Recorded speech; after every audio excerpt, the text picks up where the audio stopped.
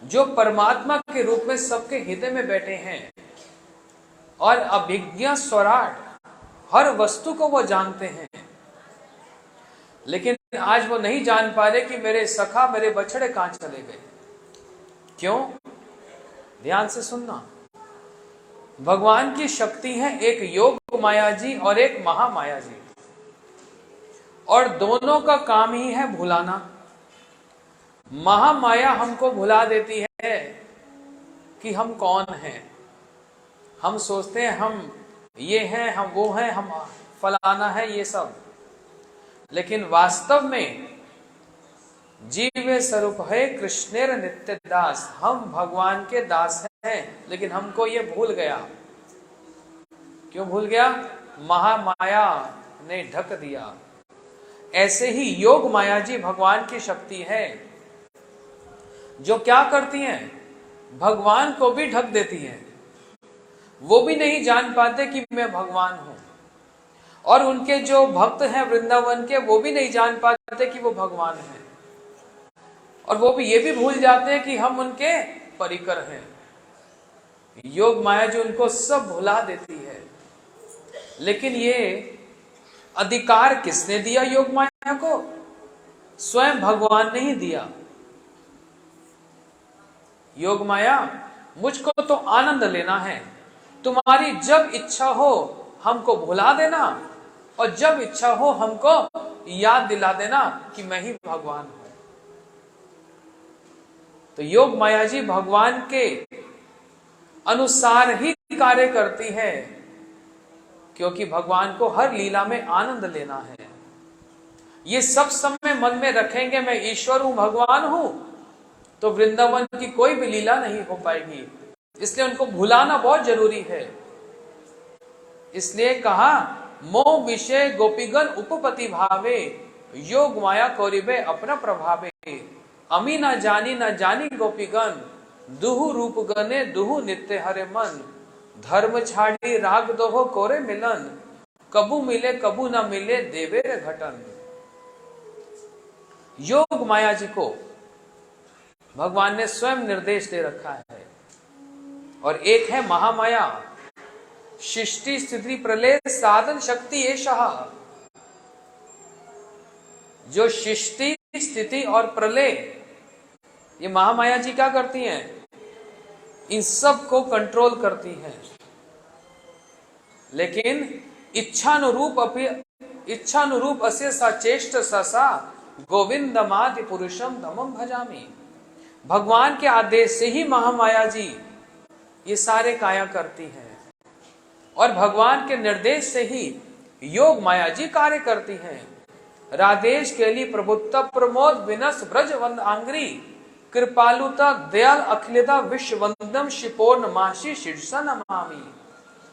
ये योग माया जी पौर्णमासी जी उनकी सब वंदना करते हैं। सारे वृंदावन के परिकर उनकी वंदना करते हैं। तो कृष्ण भूल गए मैं ईश्वर हूं। योग माया जी ने भुला दिया, इसलिए जान नहीं पा रहे कि मेरे सखा कहां गए। लेकिन अब जानना चाहते हैं, तो योग माया जी ने उनको स्मरण करा दिया, आप तो ईश्वर हैं प्रभु। समझ आ रही बात? जब योग माया जी ने याद दिला दिया आप ईश्वर हैं, आप तो सर्व ज्ञाता हैं, तो भगवान विचार करे, ओहो ब्रह्मा, ये तुम्हारा कार्य है। अच्छा, तुम ही मेरे सखाओं को, मेरे बच्चों को चुरा कर ले गए। कोई बात नहीं। भगवान ने क्या किया? अपने अंदर से ही जैसा जो सखा जिस रंग का था, जिस नेचर स्वभाव का था, वैसे के वैसे प्रकट कर दिए। समझ रहे बात को? जो बछड़े जिस रंग के थे, वैसे के वैसे अपने से ही प्रकट कर दिए। अब मैं पूछूंगा, बताना, अब जितने वहां पर आसपास कृष्ण के सखा, वो सारे कौन है? कौन है? कृष्ण है। ये बात नहीं समझ आएगी तो ये आगे वाली लीला नहीं समझ आएगी। मैंने पहले बोल दिया, इनको समझना टेढ़ी खीर है, ये सीधी खीर नहीं। मैं आज तक नहीं समझ पाया ये खीर टेढ़ी कैसे होती है। जलेबी तो समझ आया टेढ़ी होती है, और भी दुर्गा स्वीट वाली तो बहुत टेढ़ी होती है। वहां के हलवाई तो ऐसे इतने साल से बना रहे हैं, आज तक जलेबी सीधी ना बना पाए, टेढ़ी बनती है हमेशा। तो टेढ़ी खीर है और ये टेढ़े ही खड़े रहते हैं, इसलिए एक के साथ एक सारी ये लीला जोड़ी पड़ी है।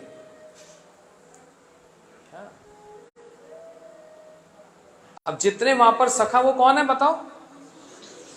हाँ, और जितने बछड़े वो सब कौन है? बस ये पकड़ के रखना बात को, इसको भूल गए तो फिर सब भूल जाओगे। अब जो कृष्ण के आसपास सारे सखा वो भगवान के अंदर से प्रकट हुए हैं, क्योंकि जो असली वाले हैं उनको तो ब्रह्मा जी ने गुफा में छिपा रखा है।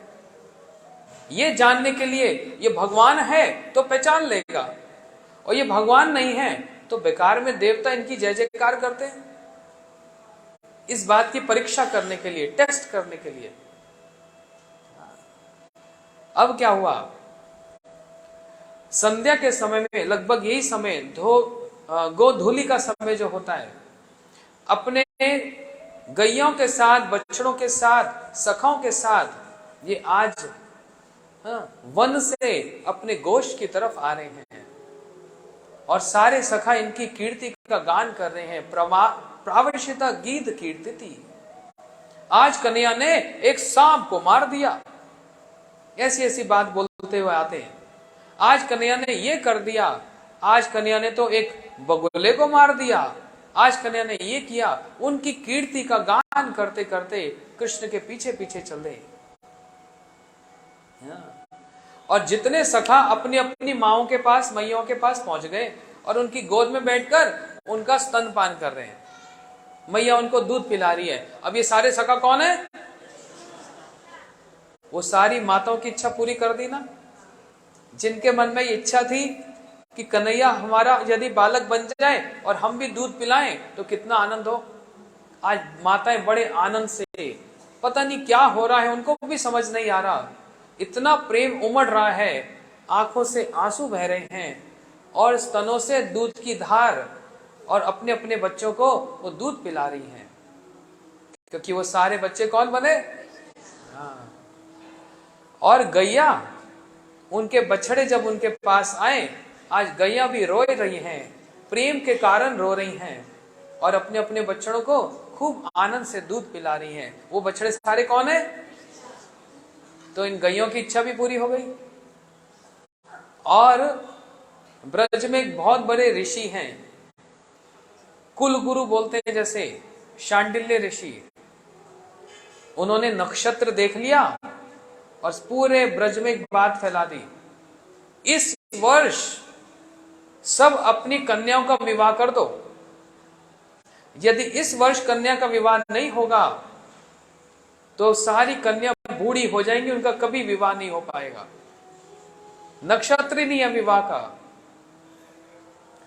जिसका अभी गर्भ में भी बच्चा है और पता नहीं बालक है कि बालिका है, वो अभी भी वागदान दे दे, मतलब वचन दे दे, अच्छा तेरा लड़का होगा, मेरी लड़की होगी, तो हम विवाह करवा देंगे, इतना होगा तब भी विवाह हो जाएगा।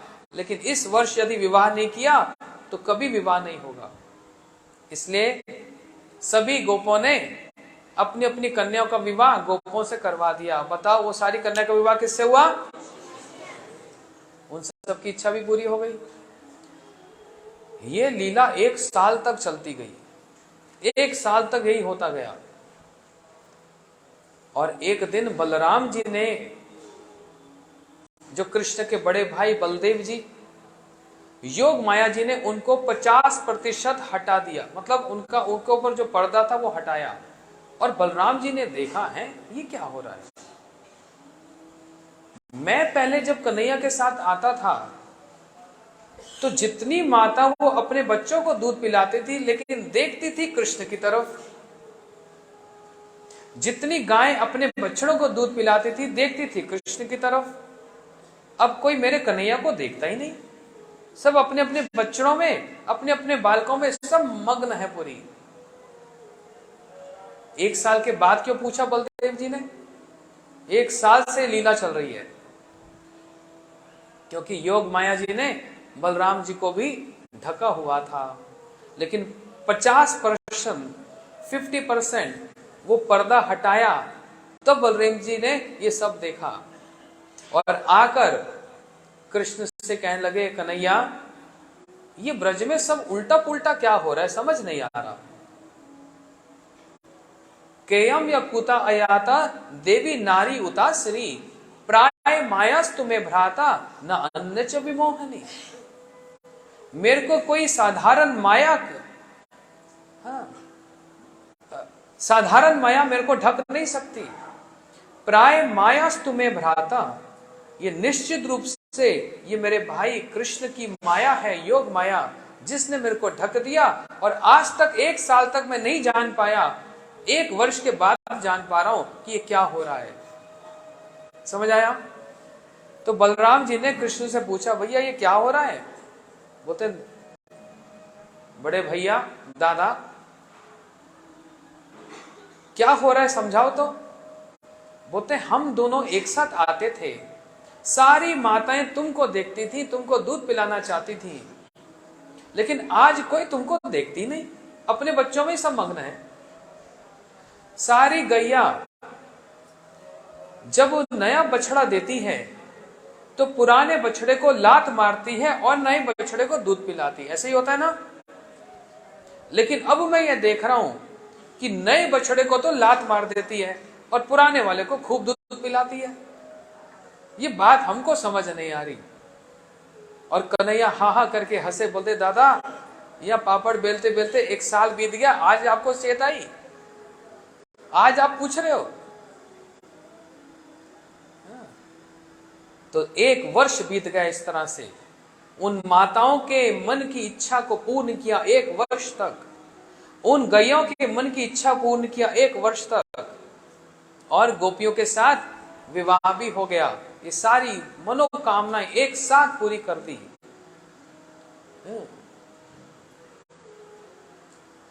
सर्व कामुमा, सबकी इच्छा पूरी कर दी, ये ऐसे इस लीला के द्वारा। अब ब्रह्मा जी गुफा में छिपा दिया था, ब्रह्मलोक गए, सोचा अब जाकर देखता हूं पृथ्वी पर। जैसे पृथ्वी पर आए, यहां तो 1 वर्ष बीत गया, ब्रह्मा जी का वहां जाना और यहां आना 1 वर्ष बीत जाता है। क्योंकि ब्रह्मा जी की आयु कितनी है जानते हो? ब्रह्मा जी की एज कितनी है? सुनो ध्यान से, तो 4 युग का नाम सुनना। कौन से 4 युग हैं बताओ? सतयुग, त्रेता युग, द्वापर युग और कलयुग। ये 4 युग जब 71 बार 71 टाइम्स जब बीत जाते हैं तो उसको एक मनवंतर कहते हैं। और ऐसे जब 14 मनवंतर बीतते हैं तो ब्रह्मा जी का दिन होता है 12 घंटे, और इतनी बड़ी उनकी रात होती है 12 घंटे की। ये 1 दिन हुआ इनका। जानते हो कितने बड़े हो गए? फिर से सुनो, याद कर लेना।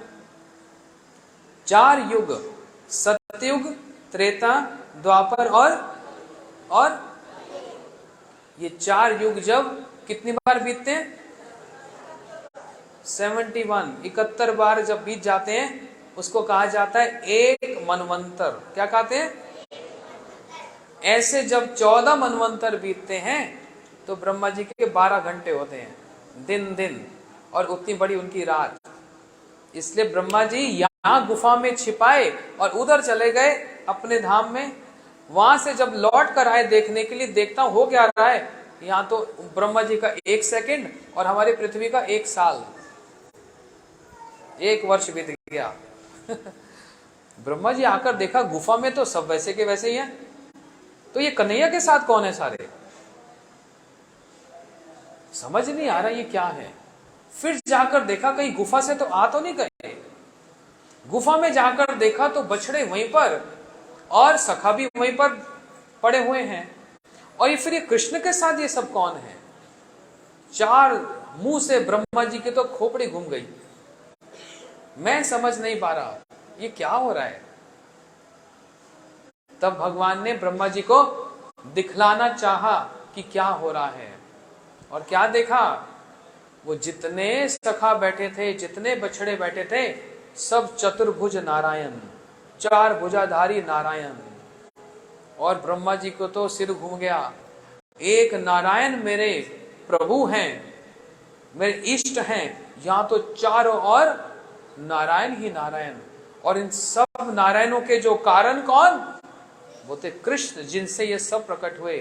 ब्रह्मा जी तो घबरा गए, हाय हाय ये मैंने क्या किया, भगवान की ही चोरी कर ली, उनके सखाओं की चोरी कर ली, उनके बछड़ों की चोरी कर ली, हाय मैंने क्या किया। अब तो ब्रह्मा जी को बड़ा लज्जा आई, मैंने भगवान की चोरी की। और ब्रह्मा जी उतरकर भगवान के चरणों में प्रणाम करने लगे। हाँ, ब्रह्मा जी बड़े सुंदर सुंदर श्लोक से भगवान की स्तुति कर रहे हैं। इतने सारे नारायण मेरे चारों ओर। ब्रह्मा जी कह रहे हैं, ईश्वरा परमा कृष्णा सच्चिदानंद विग्रह अनादिर आदिर गोविंद सर्व कारणम कारणम। कहते ईश्वर तो बहुत हैं, विष्णु भी ईश्वर हैं, नरसिंह भगवान भी ईश्वर हैं, वरा वामन ये सब ईश्वर हैं, लेकिन परम ईश्वर कौन? ये मैं नहीं कह रहा, ये ब्रह्मा जी कह रहे हैं अपने ही ग्रंथ ब्रह्म संहिता में। ईश्वरा परमा कृष्णा, परम ईश्वर हैं कृष्ण। और ये सब कौन है? ये सब उनके अवतार हैं। ब्रह्मा जी तो स्तुति करते जा रहे हैं, कह रहे हैं रामादि मूर्तेषु कला नमे न तिष्ठान नानावतार क्रोध भुवनेषु किंतु कृष्ण स्वयं परमा पुमान यो गोविंदमादि पुरुषम तमम भजामि आनंद चिन्मय रस प्रतिभावि तावि निज रूप तया एव कलावि गोलोक एव निवासितिम अखिलात्म भूतो गोविंदमादि पुरुषम तमम भजामि चिंतामणि प्रकृषद्म शुकल्प वृक्षा लक्ष्य वृतेश सुरभीर विपालयन्तम लक्ष्मी सहस्त्र सत्य संभ्रम सेव्यमानम गोविंदमादि पुरुषम। एक झड़ी लगा दी उन्होंने, गोविंदमादि पुरुषम, गोविंदमादि पुरुषम तमम भजानी। मैं भजन करता हूँ, मैं प्रणाम करता हूँ किनका? उन गोविंद का जो आदि हैं, इनका कोई कारण नहीं, लेकिन ये सबके कारणों के भी कारण हैं। सब कारणम कारणम, सबका कारण कृष्ण है, लेकिन इनका कोई कारण नहीं, ये सारे कारणों के कारण हैं। ब्रह्मा जी ऐसी स्तुति कर रहे हैं और फिर हाथ जोड़कर कह रहे हैं, नो मेड्डेते अव्रपुषु तडिदंबराया गुंजवता परिपिच्छ सन्मुखाया। कह रहे हैं देखो हे मेरे इष्ट, हे मेरे प्रभु, आपके चरणों में मैं प्रणाम करता हूं। क्यों ऐसा कर रहे हैं? ब्रह्मा जी तो सब समय भगवान की स्तुति कर रहे हैं, अब कुछ विशेष स्तुति हो रही है। क्यों? अपराध किया ना, भगवान की चोरी की ना, सखाओं की चोरी कर ली, इसलिए बड़े दीनहीन होकर प्रणाम करते हुए कह रहे हैं, हे मेरे एड्डे, हे मेरे इष्ट, मैं आपको प्रणाम करता हूं। आपका रूप कैसा? बोलते जैसे आकाश में काले काले मेघ होते हैं, ऐसा सुंदर आपका रूप है। जैसे उन मेघों में बिजली चमकती है, ऐसे आपने पीतांबर धारण कर रखा है। आपके हाथ में वंशी होती है। और आप कौन हैं? पशु पंकज आया। आप जाया का मतलब होता है पुत्र। आप किसके पुत्र हो? जो पशुओं को पालन करने वाले। कौन पशुओं को पालन करते हैं? श्री नंद जी, आप उनके पुत्र हैं। ऐसे ब्रह्मा जी बड़े सुंदर सुंदर श्लोकों में सारा वेदांत को उड़ेल दिया और कृष्ण की खूब स्तुति कर रहे हैं। देखो एक बड़ी अच्छी बात कही, हमारे आपके जानने वाली बात है। कहते हैं तत्व अनुकंपा सुस्मिक्ष मानो भुंजान एवात्म कृतम विपाक। विपिन को कहां गए? तत्व अनुकंपा सुस्मिक्ष मानो भुंजान एवात्म कृतम विपाक हृदय वाक बबुबे विदधन नमस्ते जीव यो मुक्ति पदे सदय भग। जल्दी आओ, इतनी देर आने में। ब्रह्मा जी कह रहे हैं देखो बड़ी सुंदर बात है, हम आपके जानने वाली बात है। इस बात को ये समझाएंगे अब हमको। ये इतना सुंदर श्लोक है, हम अपने जीवन में कितने प्रकार की समस्याओं से निकलते हैं, है ना, वो क्यों हमारे पर आती हैं, उसको हमको कैसे समझना चाहिए, इस श्लोक की व्याख्या हमारे पंडित जी करेंगे। इधर आओ पंडित जी। तत्व अनुकंपा सुस्वीक्षमान, शीघ्र, तुरंत, फास्ट, मंगलाचरण जरूरत नहीं। गुरुवे गौरचंद्राय श्री साउंड बढ़ा दो, कथा ही सुनते ना, आभार बोल। गुरुवे गौरचंद्राय श्री राधिकाय ददालय कृष्णाय कृष्ण भक्ताय तद्भक्ताय नमो नमः। समस्त गुरुवर को प्रणाम करते हुए श्रील महाराज जी के आदेश को श्रद्धार्य करते हुए यह श्लोक जो है हमारे जीवन के लिए अत्यंत अत्यंत महत्वपूर्ण है। शास्त्र में बहुत सी ऐसी बातें होती हैं जिसका हमारे जीवन से जो है प्रत्यक्ष संबंध होता है। श्री ब्रह्मा जी ने इस श्लोक के अंदर इस संसार में रहने वाले जीवों को एक बहुत ही विशेष संदेश दिया है और साथ ही साथ जीवन में होने वाली घटनाओं का वास्तविक दृष्टिकोण क्या होना चाहिए उसका भी एक संकेत दिया है। सुख के लिए हर व्यक्ति चेष्टा करता है, जगत में सुख के लिए हर व्यक्ति चेष्टा करता है, लेकिन सुख की अनेक प्रकार की चेष्टा करने पर बिना निमंत्रण के हमारे जीवन में दुख अपने आप ही आता है। कोई भी व्यक्ति दुख चाहता नहीं है, ना कोई रोग चाहता है, ना शोक चाहता है, ना व्याधि चाहता है, पर फिर भी रोग, शोक, बुढ़ापा, बीमारी अपने आप ही आती है, कोई चाहता नहीं है। तो ब्रह्मा जी कह रहे हैं देखो, बैठ जाओ, बैठ जाओ। तत्तेन अनुकंपा सुसमीक्षमान, जीवन में सुख और दुख का जो प्रवाह है ना, वह निरंतर अबाध गति से चलता रहता है। श्री विदुर जी गए और उन्होंने धृतराष्ट्र को एक बात कही। महाभारत का युद्ध समाप्त हो गया है और उस समय धृतराष्ट्र बैठे हुए हैं। विदुर जी ने कहा कि सारा के सारे कौरव नष्ट हो गए, अभी भी आप राजगद्दी में बैठे हुए हो। यह जो अविज्ञात कालम परम दुस्तरम, यह जो काल है ना, एक तो ये अविज्ञात है, ये पता नहीं कौन से क्षेत्र से आएगा, हम लोग जानते नहीं है हमारा काल कहां से आएगा। दूसरा, यह काल जो है परम दुस्तर है। दुस्तर माने ये हमारा शत्रु रूपी इतना प्रबल शत्रु है जिसके सामने किसी भी मनुष्य, किसी भी जीव जंतु की एक नहीं चलती। तो जीवन में जब सुख और दुख की उपलब्धि होती है तो ब्रह्मा जी कहते देखो, जो भजन करने वाला व्यक्ति है उसके जीवन में एक सूत्र होना चाहिए, क्या? तृणादपि शुनिचेन तरुरपि सहिष्णुना अमानी ना मानदेन कीर्तनीय सदा हरि। अगर कोई श्री कृष्ण भजन करना चाहता है तो उसके जीवन में ये चार गुण होने चाहिए। सबसे पहला क्या? कि वह अपने आप को तृण के समान दीन माने, एक तिनके से भी छोटा अपने आप को माने। दूसरा, वृक्ष के समान सहिष्णु हो, सहनशीलता इस जगत में रहनी चाहिए।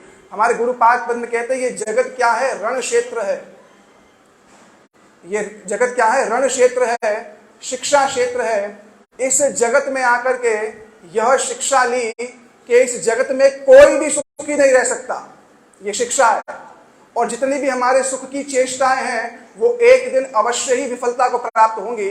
तो जब जीवन में सुख और दुख आए, तत्तेन अनुकंपा, ये मानना कि यह दुख श्री भगवान ने मेरे जीवन में संसार से विरक्ति के लिए दिया है। इस बात को श्री सुखदेव गोस्वामी पाद भागवतम में कहते हैं, मैंने 9 स्कंधों के अंदर एक एक राजा के चरित्र का वर्णन किया। कह रहे हैं इन 9 स्कंधों में इतने बड़े बड़े राजाओं का मैंने वर्णन किया। उसका मूल कारण क्या था? विज्ञान वैराग्य विशिक्षया, ये जान लेना कि संसार में कोई भी व्यक्ति परमानेंट रहने वाला नहीं है, संसार का कोई भी संबंध परमानेंट नहीं है। तो तत्तेन अनुकंपा, तत्व माने भगवान की अनुकंपा है कि मेरे जीवन में उन्होंने ये दुख ला करके मेरे को यहां खड़ा कर दिया है।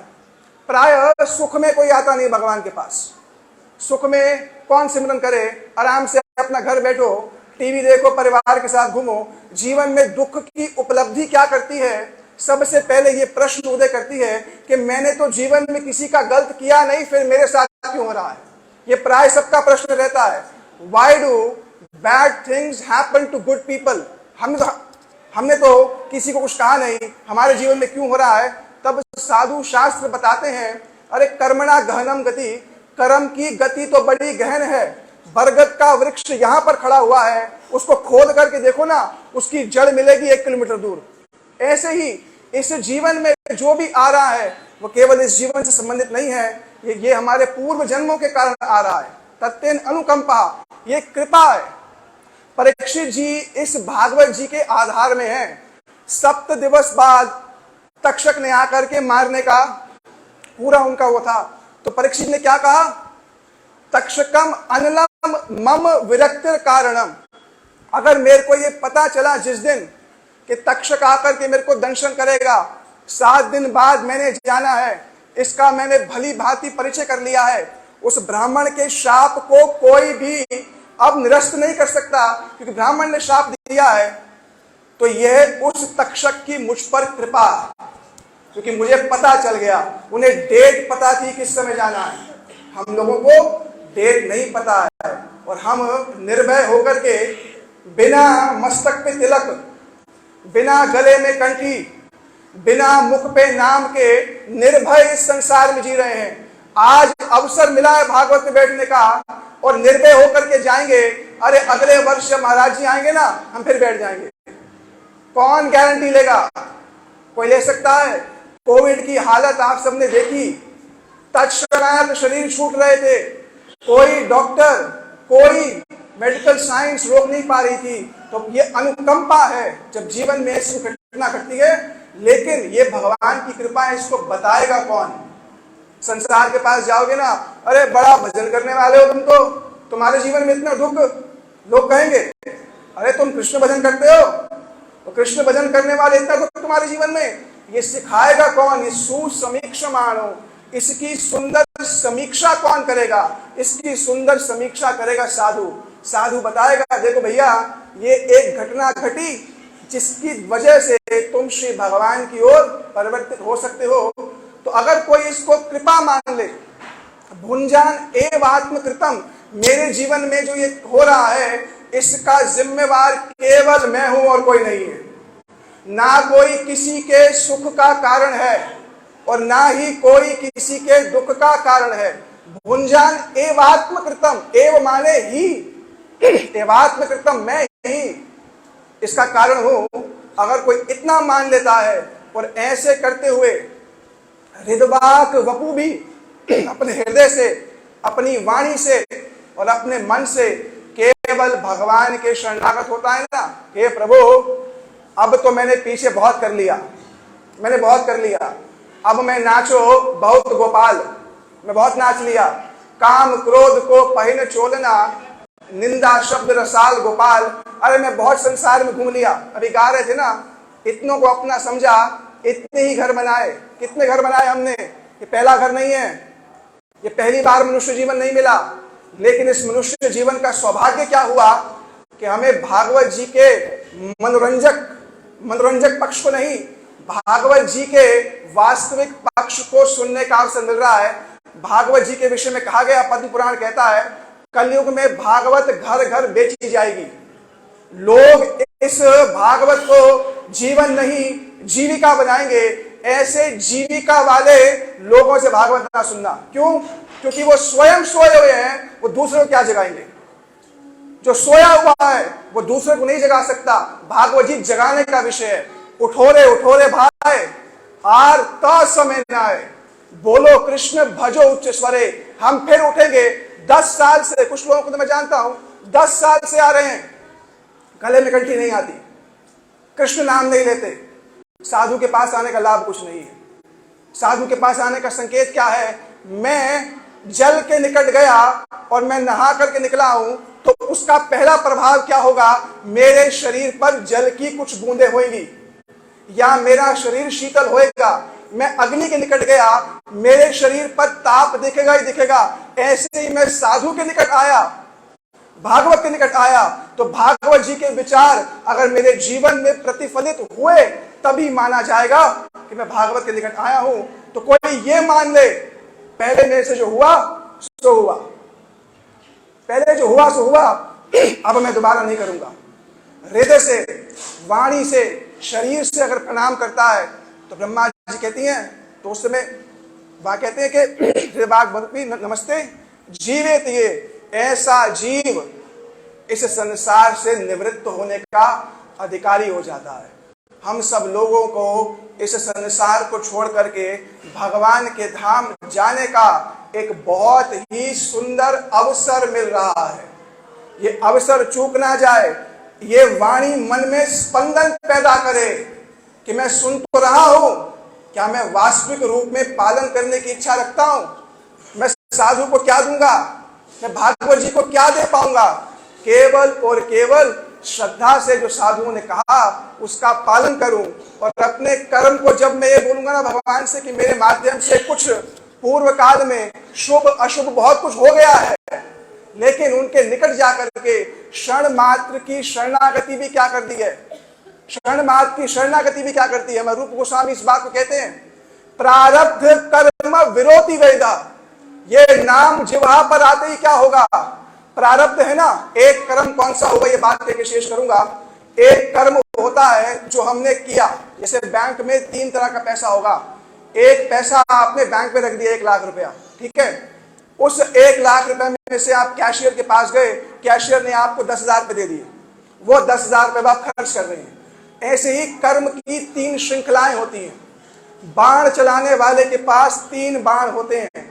एक बाण जो अभी तर्कश में पड़ा है, किसी काम का नहीं है, एक बाण जो छूट गया है, और एक बाण जो अभी साध रहे हैं। एक छूटा हुआ बाण है, एक तर्कश का बाण है, और एक साध रहे हैं। जो तर्कश में पड़ा है वो हमारा संचित कर्म है, वो कभी अगले जन्म में पाप पुण्य के रूप में आ सकता है अगर भजन नहीं किया तो। जो छूटा हुआ बाण है वो क्या है? प्रारब्ध। ये हाथ में आ गया ना, जिसको जाते हैं हम ज्योतिष के पास, ज्योतिष कहता है यहाँ पहनो अंगूठी, यहाँ रत्न पहनो, यहाँ पहनो। ऐसे ऐसे व्यक्ति हैं, दोनों हाथ भर गए, ये इसकी एनर्जी होनी चाहिए, ये इसकी एनर्जी होनी चाहिए, कृष्ण नाम लेते नहीं। ये प्रारब्ध छूटा हुआ बाण है। लेकिन अगर ये क्रियमाण जो अपकर्म कर रहे हैं, अगर ये क्षण भगवान में लगा दिया, लोग कहते हैं छूटा हुआ बाण वापस नहीं आता। लोग कहते हैं जो भगवान ने लिख दिया वो तो होगा ही होगा। बात सर्वथा गलत है, सर्वथा गलत है ये बात। हमारे रूप गोस्वामी कहते हैं प्रारब्ध कर्म विरोधी वेद। अगर कोई श्री भगवान के शरणागत होकर के, गुरु वैष्णव के, भगवान शरणागत मतलब श्री गुरु के शरणागत होकर के नाम लेता है, तो ये प्रारब्ध जो छूटा हुआ बाण भी है ना, ये वहीं पर निरस्त होकर शांत हो जाएगा। तो ऐसा व्यक्ति मुक्ति पद का, भक्ति पद का अधिकारी हो जाता है। ये श्लोक की किंचित मात्र आचार्य से सुनी हुई थोड़ी सी जो व्याख्या है, बहुत सुंदर। अब इसको सरल करके बताऊं। हमारे गुरुजी एक उदाहरण देते हैं। एक बच्चे को एक सांप ने काट लिया, अब उसकी मां रो रही है, बच्चा मर गया। उसी समय वहां से एक ऋषि निकल रहे थे। मां ने कहा देखो मेरे बच्चे ने कुछ किसी का बिगाड़ा नहीं, फिर ये ऐसा क्यों ये मर गया? सांप ने क्यों डसा? बच्चा था, कुछ नहीं करता था, सीधा साधा सा था, इसने आज तक कभी किसी का कुछ बिगाड़ा नहीं, इसका क्यों बिगड़ गया? ध्यान से सुनना, ये हमारे जीवन पर लागू होता है।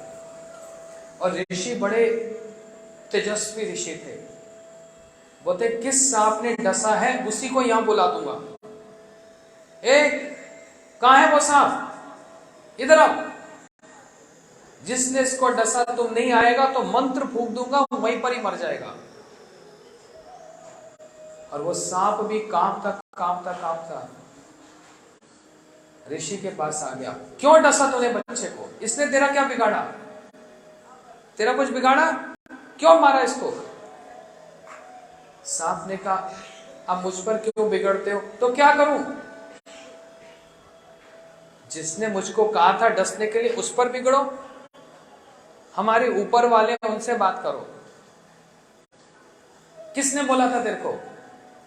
सांप ने कहा, काल ने मुझको आदेश दिया, काल सामने आ जा। काल भी हाथ जोड़कर आ गए, हे महाराज आपने मुझको बुलाया? हाँ।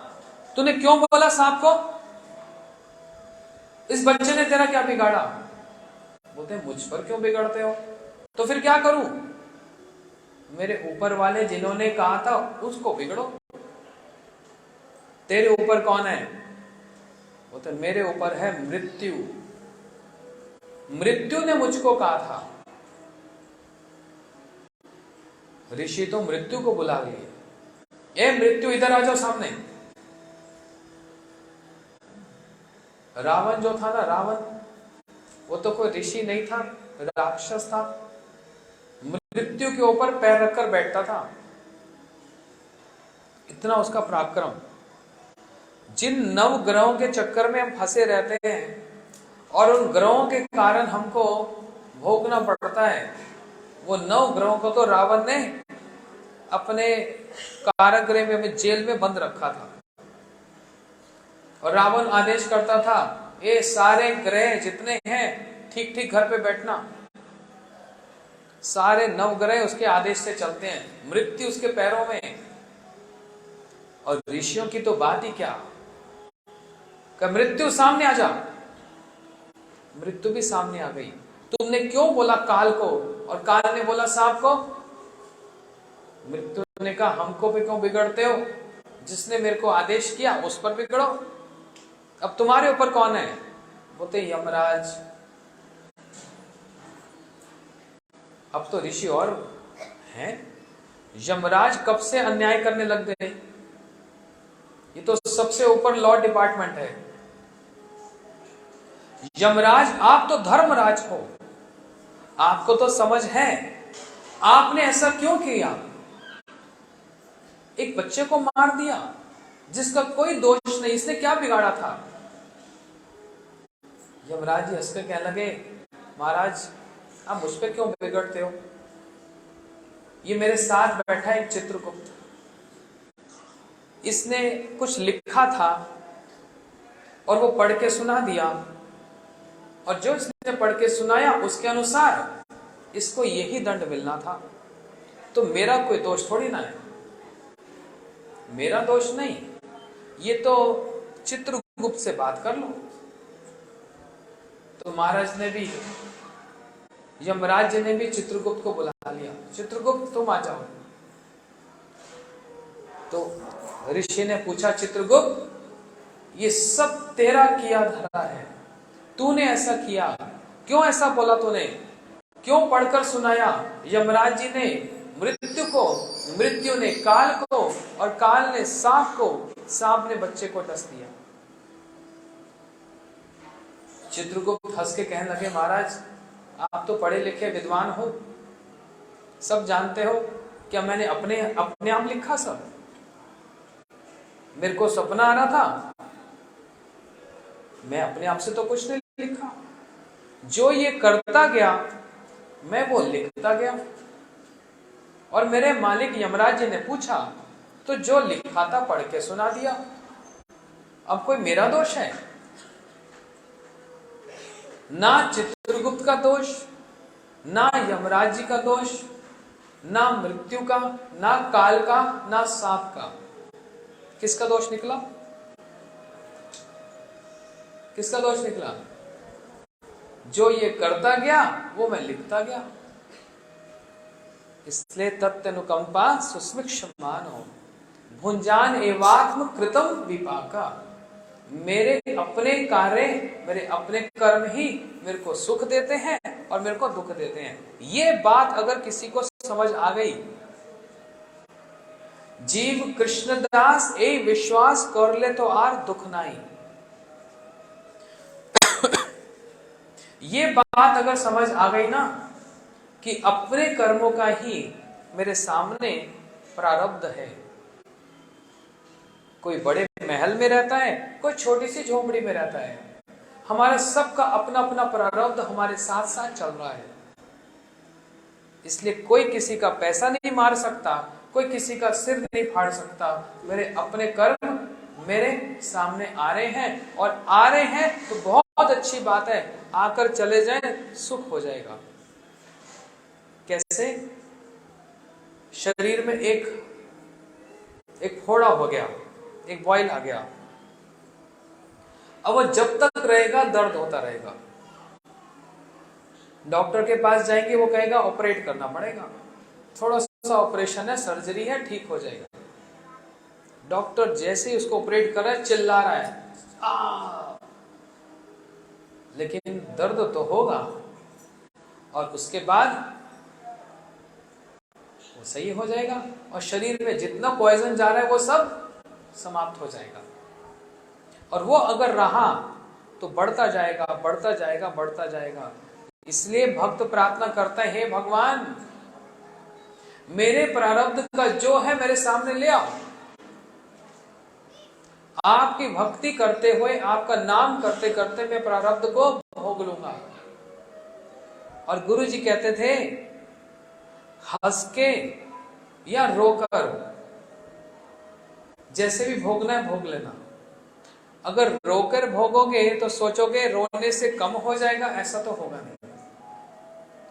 अगर रोने से कम हो जाएगा तो 2-4 घंटा तो जानबूझकर भी रो लेंगे, लेकिन रोने से कम होने वाला है नहीं। इसलिए हंसते हंसते उसको समाप्त कर लो। जैसे एक और उदाहरण बताता हूं, ये शास्त्र की बात थोड़ा सा सिंपल करके बोलनी पड़ती है। आजकल तो जमाना बदल गया। पहले अगर कोई कुत्ता काट लेता था तो कितने इंजेक्शन लगते थे? हाँ? 14। और कहाँ लगते थे? पेट में। एक लड़के को काट लिया, डॉक्टर के पास गया, बोलते 14 इंजेक्शन लगेंगे। जब गया तो एक इंजेक्शन लगा, वो बच्चा थोड़ा सा हंसा, दूसरा लगा, तीसरा लगा। जितनी बार इंजेक्शन लगता गया ये हंसकर दिखा देता। डॉक्टर बोलने लगा, भैया पेट में इंजेक्शन लगता है तो बड़ा दर्द होता है, तू हंस क्यों रहा है?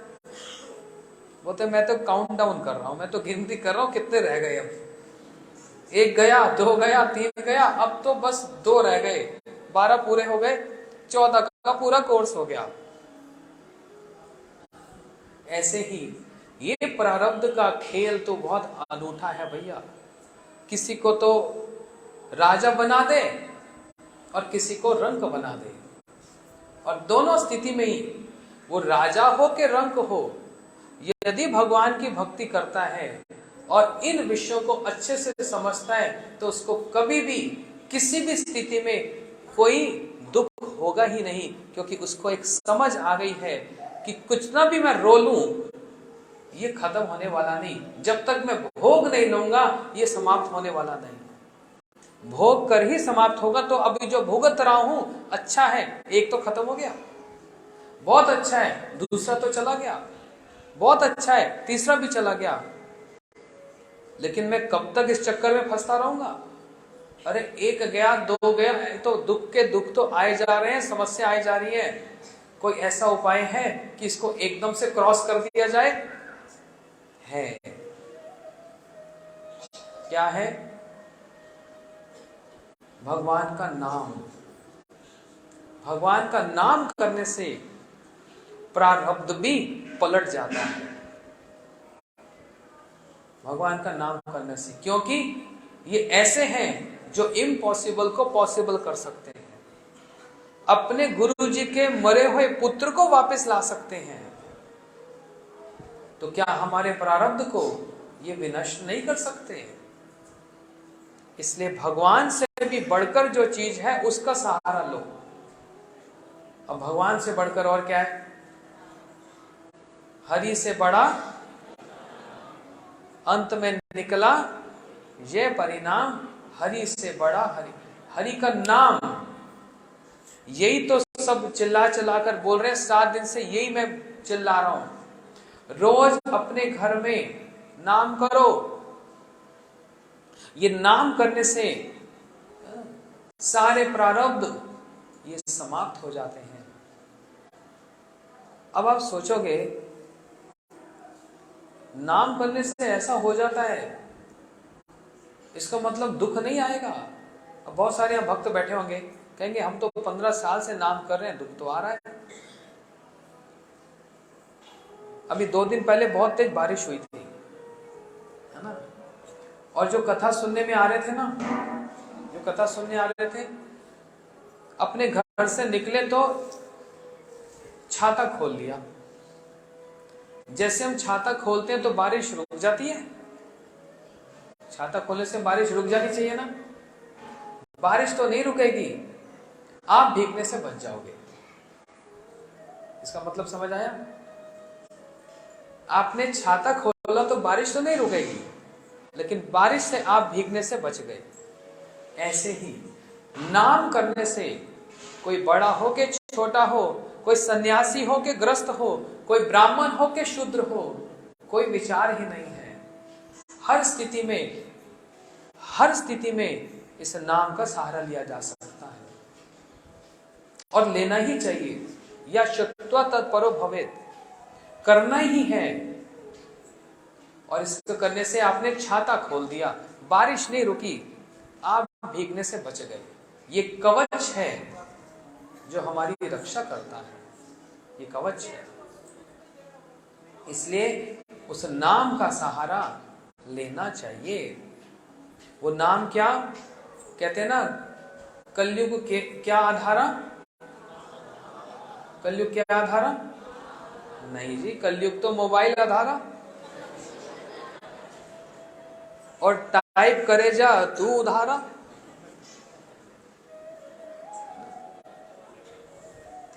कलयुग केवल नाम आधार, इसमें नाम ही हो सकता है और कोई उपाय ही नहीं है। यज्ञ करने बैठो तो सामग्री में मिश्रण है, और जो कर रहा है वो भी कोई सही नहीं है। इसलिए नाम करना सबसे आसान, जो कोई भी कहीं पर भी कर सकता है। और वो नाम क्या? हरे कृष्णा कृष्णा कृष्णा हरे हरे, हरे राम राम राम।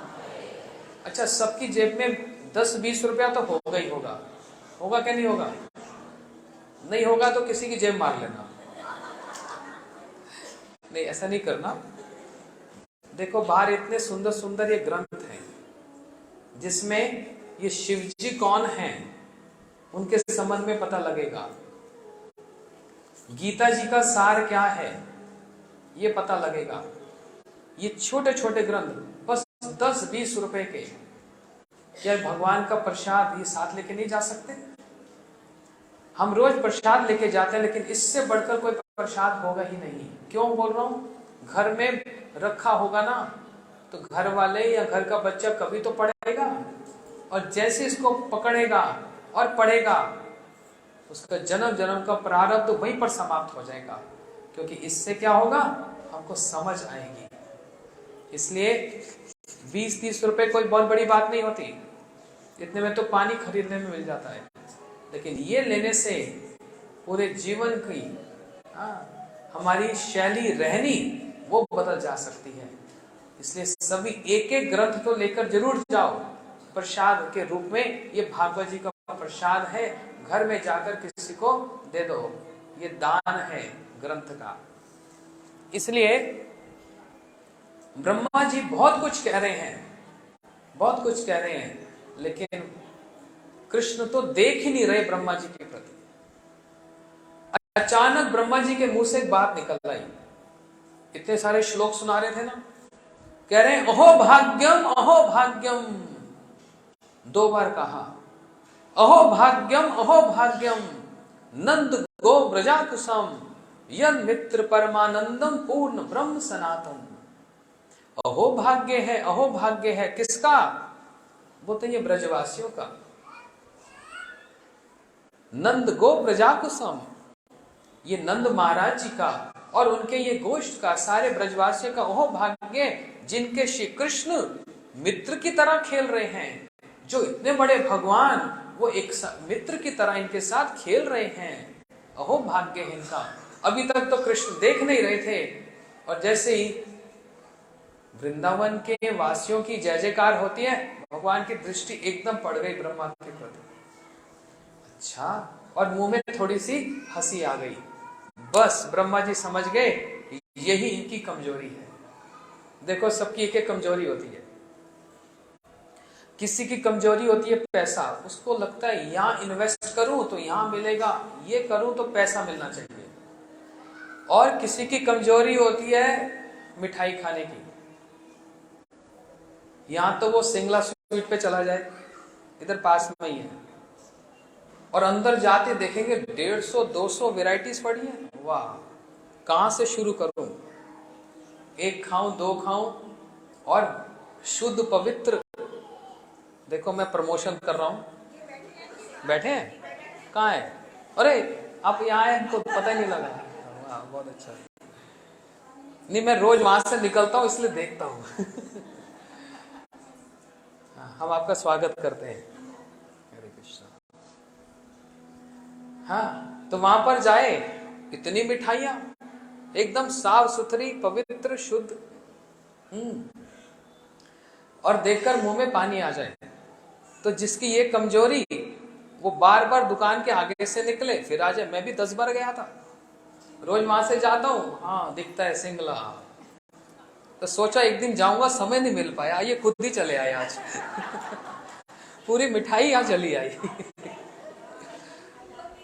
अच्छा, तो किसी की कुछ कुछ कमजोरी होती है ना। हमारे ये बैठे थे ना, ये कथा सुना रहे थे, हमारे गुरु भाई, इनकी भी एक कमजोरी है। क्या कमजोरी? ये आते ही सोचते महाराज जी कब माइक देंगे, मैं भी कुछ बोलूं। ये इनकी कमजोरी पकड़ में आ जाती है। और ये बैठे ना इधर, ये सोच रहे हैं 10 मिनट तो दो, मैं कीर्तन भी कर लूं। ये इनकी कमजोरी। और आप सबकी कमजोरी बता दूं, खोल दूं, रहस्य खोल दूं। महाराज जी भागवत समापन करो, भंडारा चल रहा है। पीछे से हलवाई भी कह रहे हैं पूरा हो गया, आवाजें आ रही हैं टन टन टन चम्मचों की। ये सबकी कमजोरी। खैर, थोड़ा सा हंसी मजाक भी चलता है। ऐसे भगवान की भी एक कमजोरी है। अब सुन लो इनकी कमजोरी क्या है। ये कमजोरी ब्रह्मा जी ने पकड़ ली। आप कितने इनकी गुणगान गाते रहो, प्रार्थना करते रहो, ये करो वो करो, सुनेंगे नहीं सुनेंगे, गारंटी नहीं है। लेकिन इनके वृंदावन के जो वासी है ना, इनकी माता का नाम यशोदा मैया, पिताजी का नाम नंद बाबा, इनके सखा श्रीदाम, सुबल, मधुमंगल, इन सबका जो नाम लेकर इनकी जय जयकार करे, ये तो तुरंत पकड़ में आ जाए। इनको पकड़ने की जरूरत नहीं, इन सबकी जय जयकार कर दो, ये पकड़ में आ जाएंगे।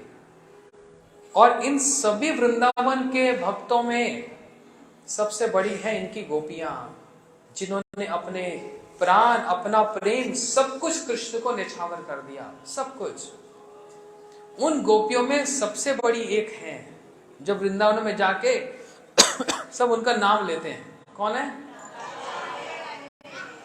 कौन वृंदावन गया? कौन कौन गया? कैसे बोलते हैं वृंदावन में?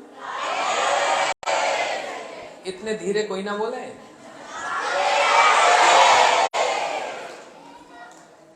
मुझे लगता है, रुको रुको, सिंगला स्वीट से एक एक समोसा खाना पड़ेगा, तब थोड़ी जान आएगी सब में। तो एक बार जोर से बोलो। ये हुई ना बात। ये वृंदावन की राधा जी जो हैं, जिनका नाम सुनते कृष्ण भी दौड़े दौड़े चले आए। बोलते हैं ना वृंदावन में, राधे राधे रटो चले, बिहारी जी भागे भागे आएंगे, उनको बुलाने की जरूरत नहीं। ये इनकी कमजोरी है। राधा नाम परम सुखदाई, कृष्ण के कानों को भी राधा जी का नाम परम सुखदाई लगता है। ये इनकी कमजोरी है। जो इनके भक्तों का नाम लेता है, जो राधा जी का नाम लेता है, ये तुरंत खींचे खींचे चले आते हैं। ये इनका वीक पॉइंट है। ब्रह्मा जी ने ये देख लिया, इसलिए बोलो श्री राधा रानी की। ब्रह्मा जी ने वीक पॉइंट देख लिया। अब तो भगवान हंसे। ब्रह्मा जी ने सोचा भैया तुरंत यहां से भाग जाओ, यहां तो 1 मिनट और भी रुक गए फिर कोई और अपराध ना हो बैठे। भगवान की 3 परिक्रमा की और तुरंत ब्रह्मलोक चले गए। और भगवान हंसे और इतने में कृष्ण के सारे सखा वहां चले आए और ब्रह्मा जी की नकल करने लगे। और ब्रह्मा जी को कहने लगे ये 4 मुंह वाले हैं ना, इनके 4 मुंह हैं। कहने लगे चो मुआ चो मुआ चो मुआ, चिढ़ाने लग गए 4 मुंह वाला चो मुआ। इसलिए आप जब हाईवे से वृंदावन जाते हैं तो छठी करा पे वो गांव आता है जिसका नाम ही क्या है, चौमुआ। चौमुआ करके कृष्ण को ब्रह्मा जी को चिढ़ाने लगे। और सखा कहने लगे पता नहीं ये देवता मूर्ख है क्या, ये क्यों हमारे कन्हैया की पूजा करते। अरे है क्या कन्हैया में, कन्हैया तुम ही कौन बड़ा लोग, तुम ही हम ही सम। बंगाली रा सुन ले खूब पसंद हो ना। हाँ, एक तो बांग्ला बोल ले खूब पसंद हो जाए। तुम ही कौन बड़ा लोग, तुम ही हम ही सम। तुम कहां का बड़ा है, हम तुम बराबर के हैं। इस प्रकार ये ब्रह्मा जी की लीला। कभी कभी देवताओं को भी अभिमान हो जाता है कि हम यदि ना हो तो कुछ भी नहीं हो सकता। ब्रह्मा जी एक दिन सोचने लगे मैं सृष्टि करता हूं, एक बार भी मेरे लिए ताली नहीं बजवाते।